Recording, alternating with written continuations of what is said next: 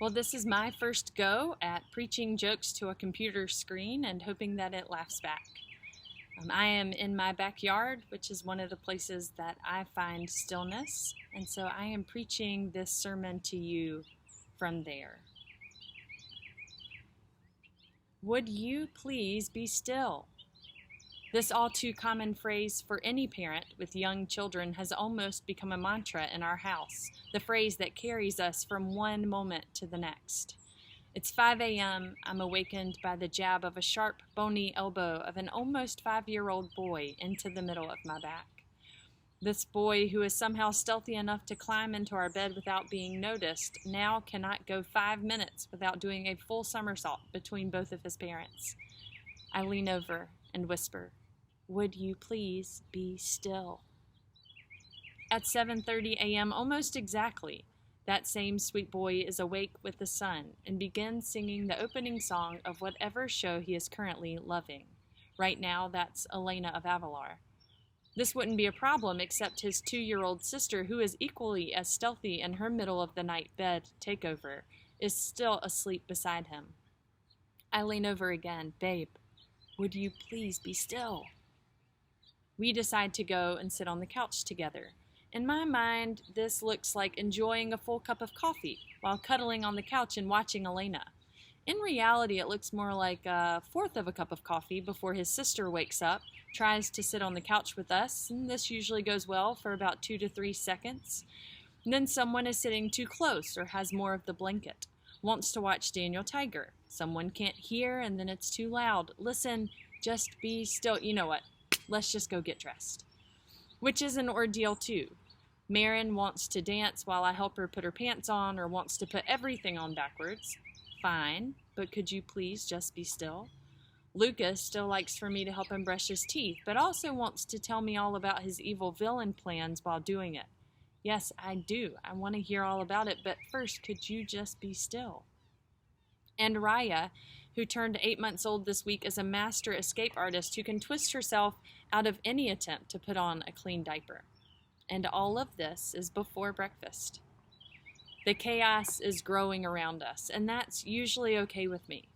Maybe it's growing up in a house with 4 children, or it could be my disposition as a second child, or maybe being a 2 on the Enneagram. Probably some combination of the 3. On most days, I welcome, or Carrie Ann might even argue I stir up the chaos in this house.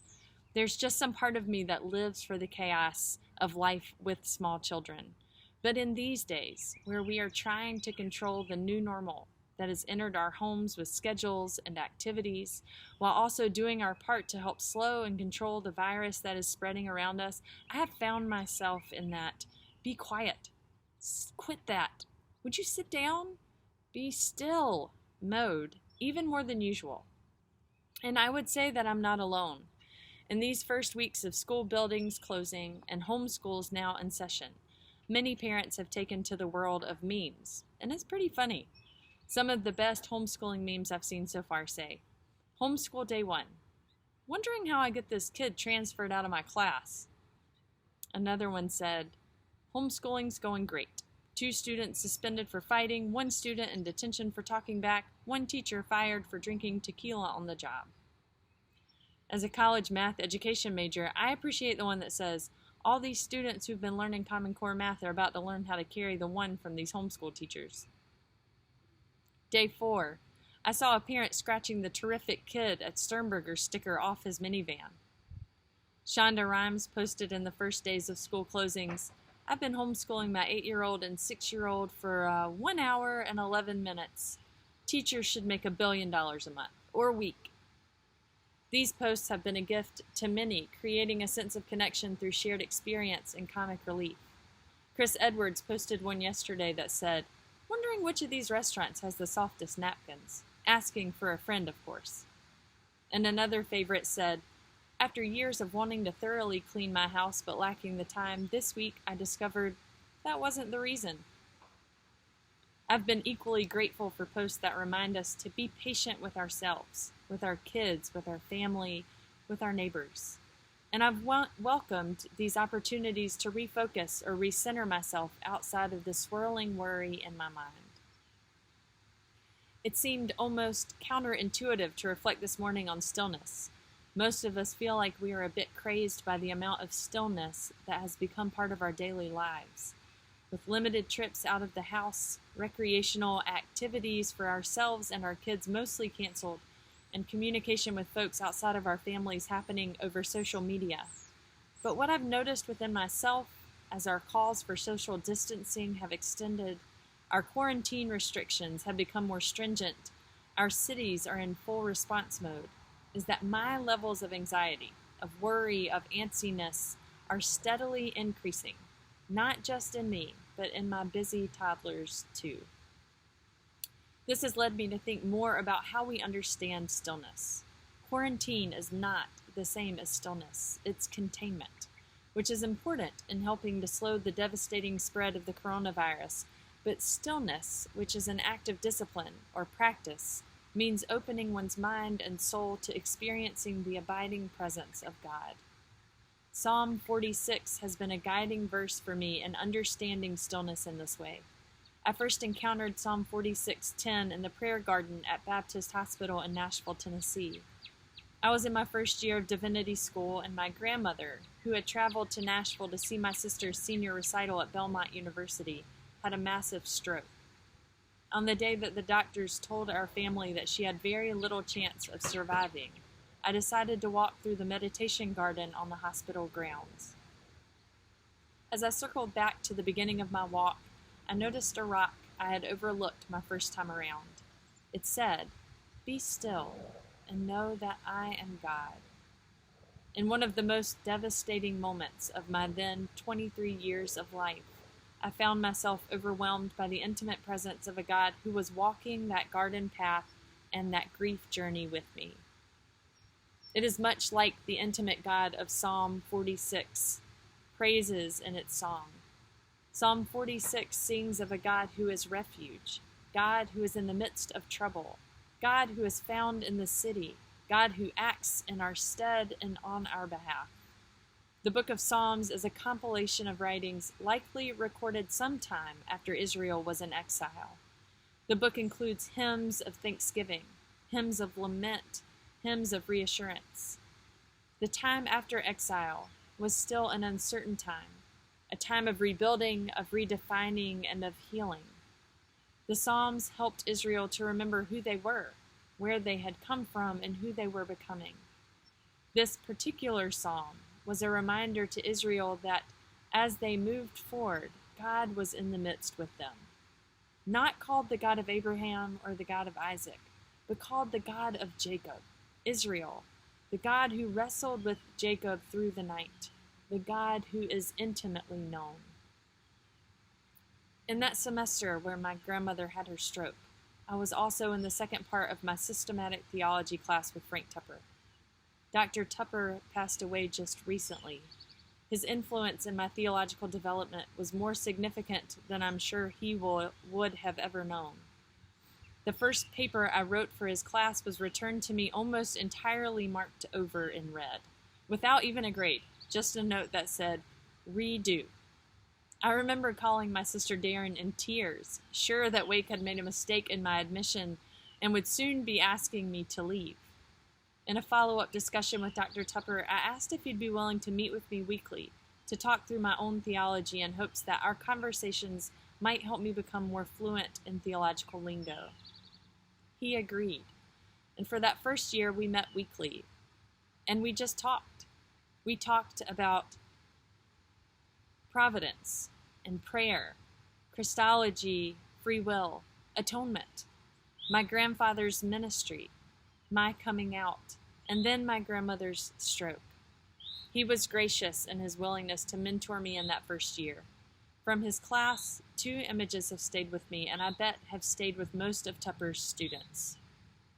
Dr. Tupper was known for his seemingly spontaneous illustrations in class. In one class, he took a fine-point pen from his desk, walked over to the wall, and stabbed the pen against the wall, leaving a mark that no one could actually see, but that we assumed was there, giving the force that he used to make it. He then walked across the room, looked back at the dot, and said, "All right, now that is our universe." And somewhere in that universe is our galaxy. And somewhere in that galaxy is our solar system. And somewhere in that solar system is our planet. And somewhere on that planet is you. This is the radical nature of our gospel, that God is so big, that God made all of that and more. And yet, God is so intimate, that God cares deeply about you, who is barely even a speck on that pin dot on the wall. That remains for me a powerful way to understand our intrinsic and deep belovedness in the eyes of God. In another class, Tupper talked with us about the intimate presence of God in the midst of suffering as he himself had come to know it. While Dr. Tupper was teaching at Southern Seminary in Louisville, his kids still young, his beloved wife Betty died of breast cancer. Dr. Tupper was devastated, though he remained adamant that the experience had not changed the way that he understood God's love, but instead had affirmed it. He compared the experience to that of Jesus in the Garden of Gethsemane. When Jesus prayed, "God, take this cup from me," Tupper argued, that was simply something God could not do. The most that God could do in that moment was to remain in the garden and in that suffering with Jesus. Sometimes, I learned from Frank Tupper, the very best that God can do is show up in our gardens of Gethsemane, a sure and steady presence in the midst of our chaos. Our faith is filled with those who have taught us that we can look honestly into our doubts, into the most difficult of our days, and discover a faithful God there wandering around in our suffering and our doubt with us. Mother Teresa, who could write about the overwhelming absence of God in one moment, and who could pray about God's ever-present goodness in the next. Elie Wiesel, who experienced the God-forsakenness of the Holocaust and could still reflect later on the glimpses of goodness still somehow present in the camps. Martin Luther King Jr., who, knowing what danger might come, remembered God's promise to be with him in this march toward justice. Practicing stillness is the act of quieting our minds and opening our souls to experience the abiding presence of God with us. And in these days, it reminds us that just as God was there in the wilderness, followed God's people into exile, was with Jesus in the garden, just as God's home is in the slums of Calcutta, God's justice found in the civil rights marches, God wept heartbroken in the camps of the Holocaust, in the way that God is deeply present in life with us and from the very beginning.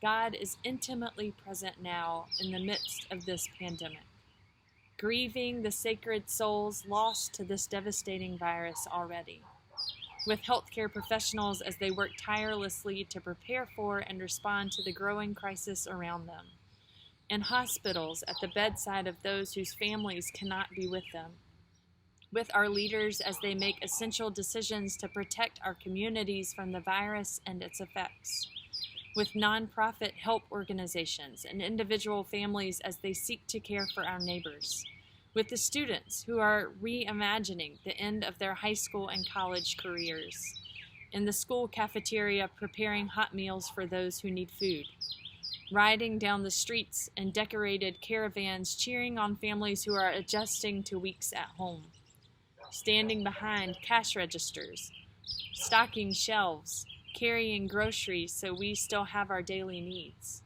with the teachers who are sending Marco Polo challenges to their preschoolers or talking with parents through online programs, with those who cannot choose to stay home with their children, and with those who are adjusting to life full-time with their busy, wiggly kids. There are, of course, times when our kids need to be still, and when they need to hear it from us. Our houses are small, the days are long, the kids are loud. But though I am the one who is saying it most, would you please be still? I am also the one who needs most to hear it. Despite all my best Pinterest efforts and school-like scheduled activities, I've noticed that when my kids seem most at ease, when their souls are stillest, it's when I am fully present with them. when they are embraced in a hug, chasing one another through the backyard, watching a movie together. As we continue to move through these weeks ahead, may we practice quieting our minds and opening our souls to experience the deeply present God wherever we are. Amen.